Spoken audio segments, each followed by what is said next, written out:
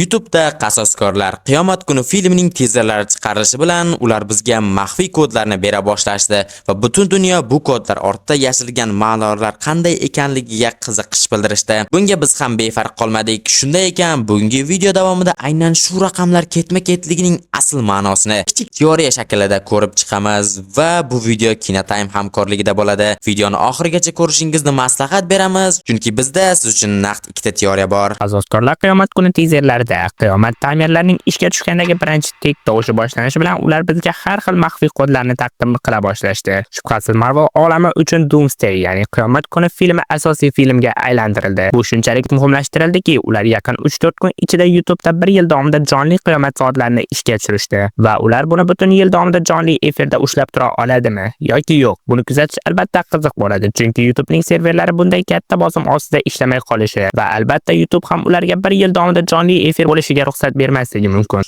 Lekin shu bilan birga bizga taqdim etilgan har bir kod ortida savollar paydo bo'layotganini ko'rishimiz mumkin. Ular nima? Nima uchun birinchi teaser taqdim etilganidan beri ular pasayib bormoqda va bularning barchasi nimani anglatadi? Biz internetda tarqalayotgan bitta asosiy nazariyaga e'tiborimizni qaratishimiz kerak. Xo'sh, oldin ekranlaringizdagi teaserlardagi taymerlardan olingan suratlarga e'tibor qaratsangiz, ularning chap yuqori burchakdagisi Steve Rogers teaseridan, o'ng yuqori burchakdagisi Thor teaseridan, chap past burchakdagisi X-Men teaseridan va o'ng past burchakdagi surat yaqinda taqdim etilgan Wakanda va Fantastic 4 haqidagi teaserdan qirqib olingan. Esingizda bo'lsa, bizga Qasoskorlar Qiyomat kuni filmi rasman Qasoskorlar Intiho filmini davomi sifatida shakllanishi haqida xabar berishdi. Ya'ni Intiho filmi voqealardan hech qanday vaqt o'tmasdan Qiyomat kuni voqealari tus oladi va taymerlarga e'tibor qaratsangiz, ular aniq vaqtni ifodalayapti. Masalan, Steve Rogers teaserdagi raqamlarni olsak, unda 1 soat 24 daqiqa va 2 soniya ko'rsatilgan. Agar Qasoskorlar Intiho filmini aynan shu vaqtiga sozlab filmni qo'ysangiz, Marvel bizga qadimiy ustoz orqali toshlar vaqt tizimi oqimidan o'g'irlansa qanday ko'ngilsizliklarga olib kelishini aniq qilib tushuntirib bergan sahnani ko'rishingiz mumkin. Hamda ular Bruce Banner orqali birinchi toshni, ya'ni vaqt toshiga ishora bergan. Birinchi teaser, birinchi ma'lumot va birinchi tosh. Endi ikkinchi tamerga qaraymiz.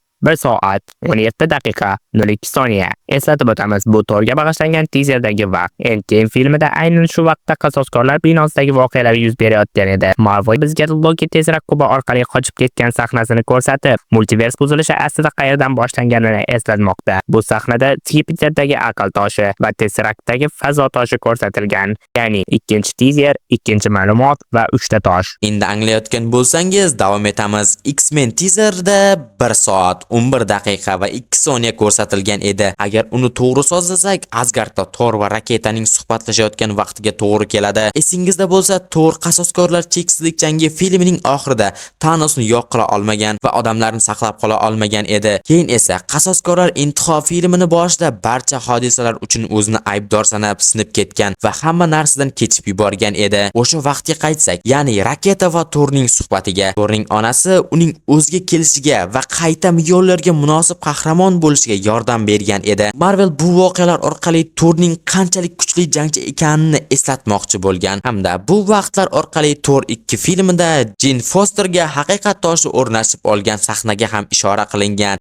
Ya'ni qisqacha tushuntirsak, Thor o'zini bolg'asini olib ketdi. Ya'ni o'sha vaqtdan Thor o'zini bolg'asini olib ketdi. Natijada bu yerda ham vaqt buzilishi bo'lgan. Endi barchasi ma'lum. 4 ta teaser, 4 ta ma'lumot va 4 ta cheksizlik toshi. Baribir nimadir kamdek tuyulyapti. To'g'rimi? 4-teaser, ya'ni Wakanda va Fantastic 4 haqidagi teaserdagi vaqtlar 1 soat 04 daqiqa 2 soniya. Filmda esa bu vaqtlar Qasoskorlar toshlar haqida suhbatlashayotgan vaqtga to'g'ri keladi. Marvel bu vaqt oralig'ida toshlar aslida qayerdan paydo bo'lganini, qayerda ekanligi haqida umumiy ma'lumot berayotgan sahnaga belgi bermoqda. Lekin bu vaqtni aniq hisoblasak, bu vaqt Qudrat toshi haqidagi suhbatdan keyin va Varmirdagi qalb toshi haqidagi suhbatdan oldin ekanligini ko'rishimiz mumkin. Endi barchasi ma'lum. 4-teaser, 4-ma'lumot va 6 cheksizlik toshlari. Xullas, Marvel bizga 4 teaser orqali 6 toshga ham murojaat qilib o'tgan. To'g'ri, bu teaserlardagi vaqtlarni olib Qasoskorlar cheksizlik jangi, Ultron davri yoki Qasoskorlar ibtido filmlariga ham joylashtirib turli ma'nolar chiqarishimiz mumkin edi. Lekin video boshida aytganimizdek, Doomsday filmi aynan Endgame filmining davomi bo'lgani uchun bu kodlarni Endgame'dagi vaqtlar bilan bog'lash eng to'g'ri tanlov. Ya'ni qiyomat kuni voqealari aynan shu 4 ta hodisadan boshlangan bo'lishi mumkin. Biz Loki serialida ko'rganimizdek, multiversiya. Markazda o'tirgan Loki shoxlari o'sib borayotgan va ehtimol bir-biriga aylanib borayotgan dunyo daraxtini ko'rsatgan edi. Cho'zilgan shoxlardagi binafsha ranglar o'rgimchak odam uyga yo'l yo'q filmidagi kabi olamlar to'qnashuvi natijasida hosil bo'lgan yoriqlar bo'lishi ham mumkin. Bizda yana bitta ma'lumot bor edi.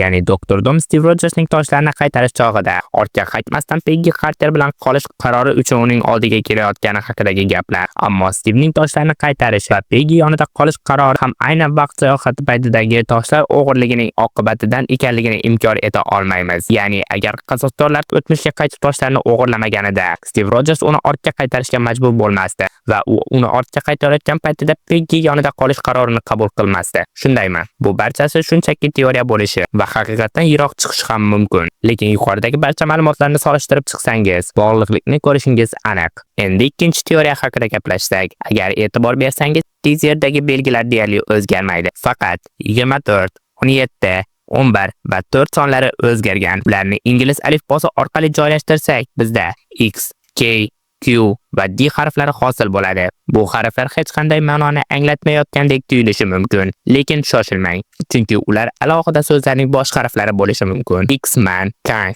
Quantum va Doom. Bizning fikrimizcha, Marvel bu harflar orqali qasoskorlar Doomsday filmidagi dushmanlarni yoki ularga qarshi chiquvchi kuchlarni ko'rsatmoqda. Loki serialdan keyin Kanglarning ko'plab variantlari ozodlikka chiqqan edi va ular qasoskorlar uchun katta xavf bo'lishi aniq. X-Men va qasoskorlar o'rtasidagi jang haqida mish-mishlar allaqachon butun internetni qamrab olgan. Masalan, Deadpool va Reed Richards o'rtasidagi jang va to'qnashuvlar haqida ham ma'lumotlar bor. Fantastik 4lik esa 4-tizerda qasoskorlar tomoniga qo'shilgandek ko'rsatildi. Doomsdayga kelsak, bu albatta Doktor Doom. Qasoskorlar qiyomat kuni filmining asosiy yovuzi. To'g'ri, u yaxshilik tomonida bo'lishi mumkin degan gaplar ham bor. Ammo nima bo'lmasin, u filmning asosiy figurasi hisoblanadi. Quantum, ya'ni kvant olami esa toshlar o'tmishga olib kelinganiga ham, multiversiya yorilishlariga ham, Doktor Doom va X-Menlar bilan bog'lanadigan janglarga ham asosiy sababchi. Ko'rdingizmi? 4 ta raqam ortida yashiringan barcha harflar qasoskorlarni kutayotgan katta xavflardan ogohlantirmoqda.